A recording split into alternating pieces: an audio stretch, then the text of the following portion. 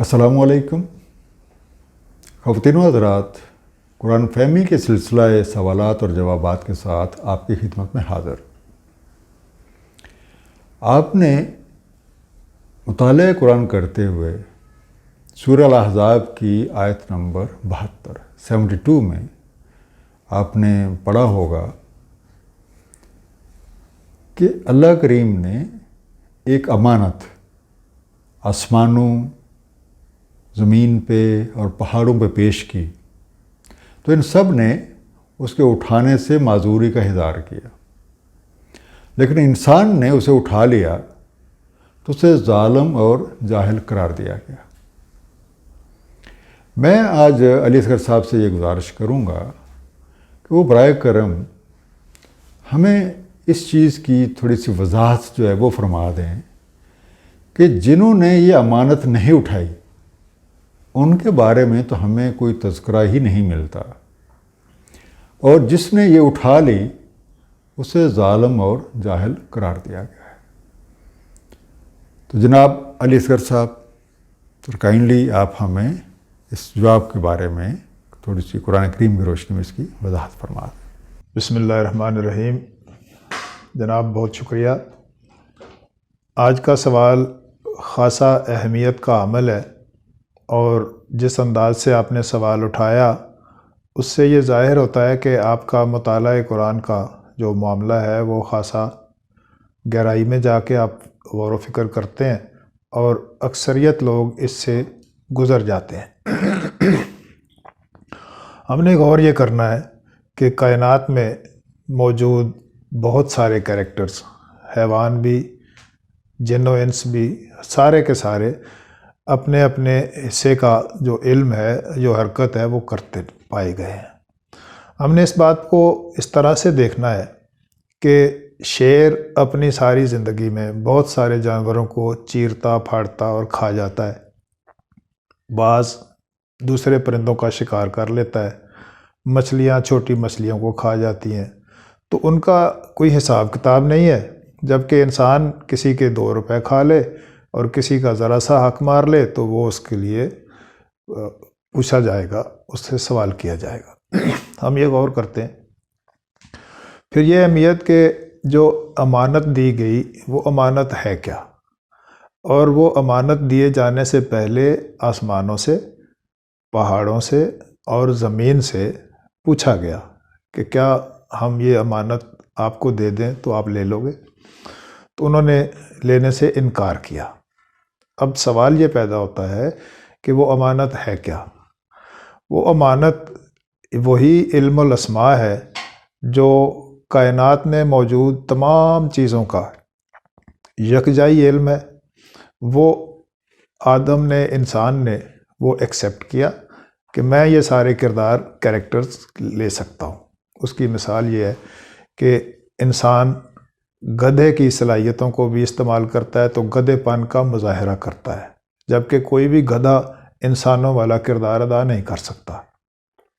شیر کے اندر انا پرستی، بندر کے اندر نکالی، اسی طرح سارے کردار اپنی اپنی ایک ایک جبلی پاورز کو استعمال کرتے ہیں، جبکہ انہوں نے دوسرے کے اختیارات میں مداخلت پسند نہیں کی۔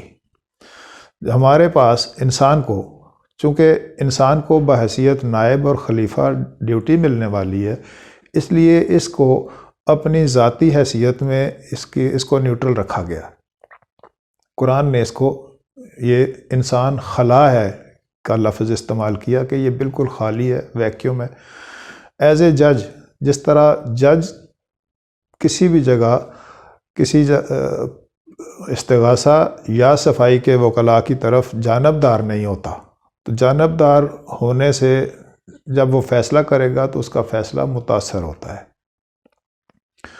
ہمارے پاس انسان کو جب اللہ تعالیٰ نے پراپرٹیز کے حوالے سے بات کی تو اس کو خالی رکھا۔ خالی رکھنے کے ساتھ ہی کائنات میں موجود تمام اشیاء اور تمام جاندار جو کچھ بھی بنایا گیا، اس کی پراپرٹیز کا علم یکجا کر کے انسان کے پاس لگایا۔ یہ اس انسان کی ذاتی صلاحیت کوئی بھی نہیں ہے، یہ نیوٹرل ہے، اور تمام صلاحیتوں کو اس نے ایکسیپٹ کیا کہ میں اس کو مینیج کر لوں گا۔ جب یہ مینج نہیں کر سکتا تو یہ اس کے پاس یہ امانت ہے، یہ باروڈ صلاحیتیں ہیں۔ شیر اپنی ایک جبلی طاقت کو لے کے بیٹھا ہوا ہے اور وہ اس میں جائز اور ناجائز کا پوچھا، اس کے ساتھ کوئی سوال و جواب نہیں ہے، چونکہ اس نے اپنی ایک صلاحیت جبلی طاقت کے اوپر انحصار کیا اور دوسرے کے کاموں میں مداخلت نہیں کی۔ اسی طرح انسان نے یہ امانت کیا اٹھائی کہ اس نے دوسروں کی پراپرٹیز کو، دوسروں کے صفات کو ایکسیپٹ کیا کہ میں ان کو مینج کر سکتا ہوں، جبکہ مینج کرنا بہت بڑی بات تھی۔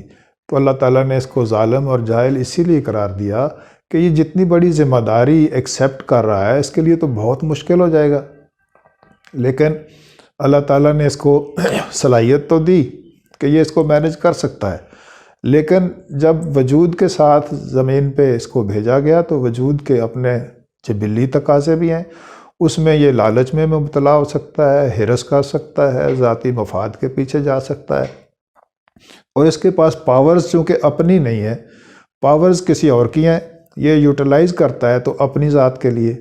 جب یہ اپنی ذات کے لیے پرائی پاورز کو استعمال کرتا ہے تو اس کے لیے اسے پوچھ گچھ ہونا لازمی ہے۔ تو نے اس کو بیلنس کیوں نہیں کیا؟ تجھے تو جج بنایا تھا، تو پارٹی کے ساتھ کیسے مل گیا اور پارٹی کی طرح کی معاملات جو اپنے جبلی تقاضے ہیں ان کے پیچھے پڑ گیا۔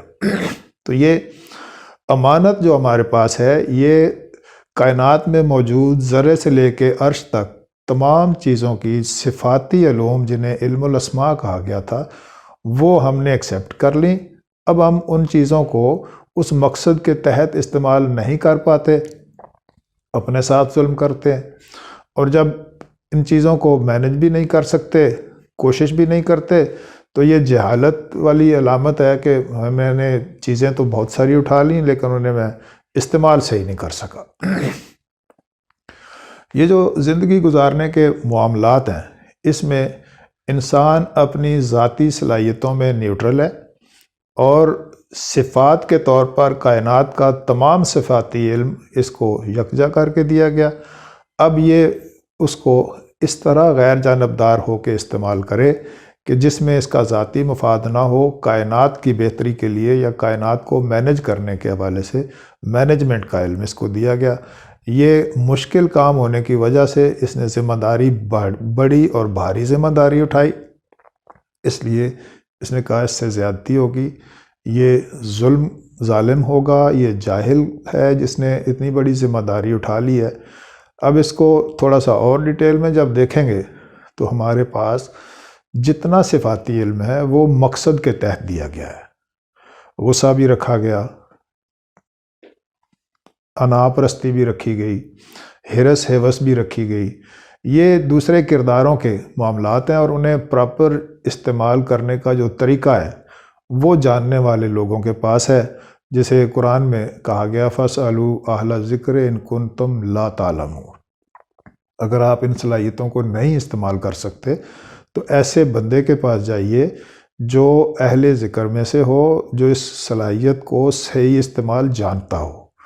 تو چونکہ ہم نے ذمہ داری اٹھائی ہے اور جب اس کو پورا نہیں کرتے تو اپنے ساتھ ظلم کرتے ہیں، اور اس ظلم کی بنا پہ اسے ظالم اور جاہل قرار دیا گیا۔